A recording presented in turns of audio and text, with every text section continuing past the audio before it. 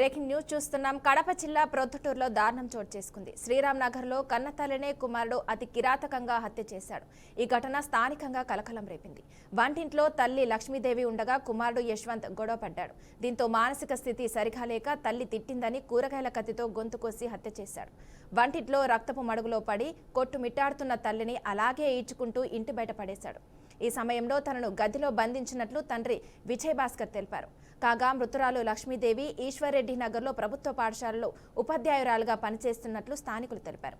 నిందితుడు యశ్వంత్ బీటెక్ పూర్తి చేసి ఉద్యోగం కోసం ట్రై చేస్తున్నట్లు సమాచారం.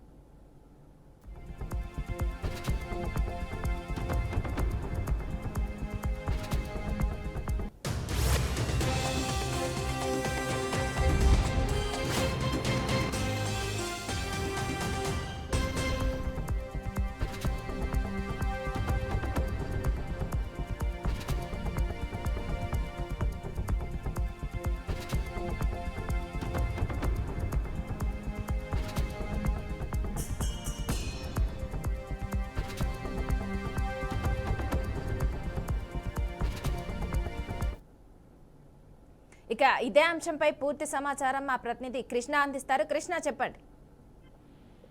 థ్యాంక్ యూ మనస. ఏదైతే కడప జిల్లాలో పొద్దుటూరు నియోజకవర్గంలోని పొద్దుటూరు టౌన్ లో అయితే శ్రీరామ్ నగరంలో అయితే ఒక దారుణ ఘటన అయితే చోటు చేసింది అనుకోవచ్చు. అయితే మొత్తానికి చూస్తే తల్లిని హతమార్చిన కొడుకు ఎవరైతే యశ్వంత్ రెడ్డి ఉన్నారో పూర్తి స్థాయి అయితే అతను మతస్థిభుత్వంతోనే అతనైతే తల్లిని గొంతు కోసినట్లయితే తెలుస్తుంది. అయితే ఈ నేపథ్యంలో చూస్తే పూర్తి స్థాయి అయితే తల్లి లక్ష్మీదేవి వంట గదిలో ఉండగా అయితే ఏదో వారికైతే స్వల్ప విభేదాలు రావడంతో అయితే పూర్తి స్థాయి అయితే ఆమెని గొంతు కోసినట్లయితే తెలుస్తుంది. అయితే మొత్తానికి చూస్తే ఏదేమైనప్పుడు కూడా పూర్తి స్థాయి అయితే మానసిక స్థితి సరిగా లేక తల్లి తింటుందనిసిన కారణంతోనైతే తల్లి కత్తితో గొంతు కోసినట్లయితే యశ్వంత్ రెడ్డి అయితే చేశారని తెలుస్తుంది. అయితే మొత్తానికి ఏదేమైనప్పుడు కూడా పూర్తిస్థాయి అయితే తల్లి లక్ష్మీదేవి చనిపోవడం అయితే పూర్తిస్థాయి అక్కడ ఉన్నటువంటి స్థానికులు కూడా స్థానిక పోలీస్ స్టేషన్ కి అయితే ఫిర్యాదు చేయడంతో ఒకసారిగా అయితే అక్కడికి పోలీస్ శాఖ వారు కూడా చేరుకున్నారు. అయితే ఆ కేసు కూడా నమోదు చేసి అయితే దర్యాప్తు కూడా చేస్తున్న పరిస్థితి అయితే మనకు తెలుస్తుంది. అయితే మొత్తానికి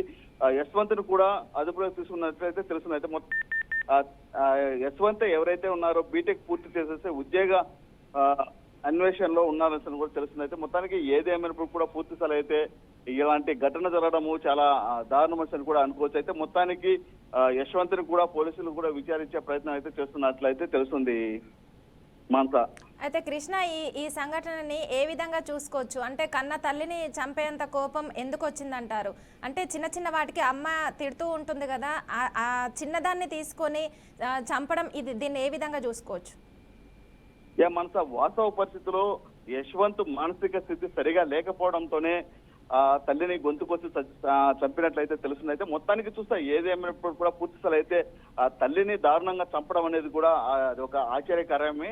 అయితే ఏది ఏమైనప్పుడు కూడా పూర్తి స్థాయి అయితే ఈ రోజు జరిగినటువంటి పొద్దుటూరులో ఈ ఘటన అయితే పూర్తి స్థాయి అయితే జరిగింది అనేసి అనుకోవచ్చు. అయితే లక్ష్మీదేవి వంటగదిలో ఉన్నప్పుడే చీటికి మాటికి నన్ను తిట్టడం అది కరెక్ట్ కాదన్న పలుమార్లు కూడా వాళ్ళలో స్వల్ప విభేదాలు అయితే వచ్చాయి. అయితే మొత్తానికి ఈ రోజు పూర్తి స్థాయి అయితే ఒక ఘర్షణ లాగా అవడంతోనే పూర్తి స్థాయి అయితే తల్లిని చంపినట్లయితే పూర్తి స్థాయి అయితే మనకు సమాచారం తెలుస్తుంది. మనసైతే మొత్తానికి ఏది ఏమైనప్పుడు కూడా పూర్తి స్థాయిలో పోలీసు శాఖ వారి విచారణలో వెల్లడించే ప్రయత్నం అయితే తెలుస్తుంది మనస.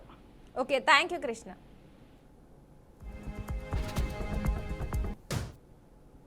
అంటే వాళ్ళదేమో వాళ్ళమ్మతో ఏమంటున్నాడేమో ఏమైందో లోపల గుడ్డలు దొరుకుంటే పడేసినాడు.